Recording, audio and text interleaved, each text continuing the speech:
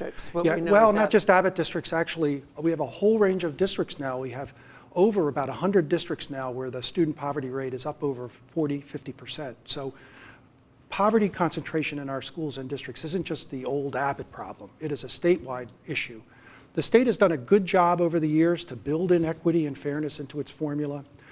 That's the good news. The bad news is that the underfunding of the formula that we put into place in 2008, which was designed to address, to keep this going, over the last 3 years is causing serious problems. Why do you think that we've had consistently high rankings? Well, because a lot of it had to do with the Abbott rulings over the years, directing more money into the highest poverty districts. The legislature also at that time, I'm talking about the decade of the 2000s, put money into other high poverty districts.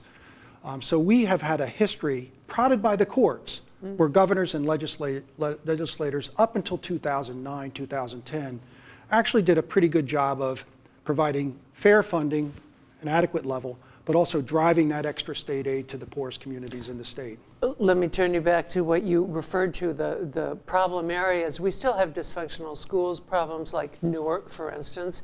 Is it getting enough funding?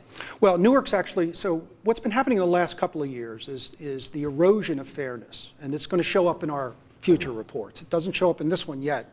Because this is based on 2012. That's right. As the data comes in, we expect the fairness to decline. And you see it now in districts across the state, not just in Newark and Patterson, where they're laying off 300 staff this year, but you see it in districts like Lindenwold, Camden County, places like Bayonne. These are districts with high concentrations of poor kids, growing enrollments, lots of English language learners, and the funding just hasn't been put into the formula. Is this just a simple budget problem? I mean, right now the state budget's in trouble. Well, it is. I mean, we hear about this all the time, but frankly, we think that the legislature can do better and the governor can do better. Problem is, Governor Christie has been unwilling to propose any new funding,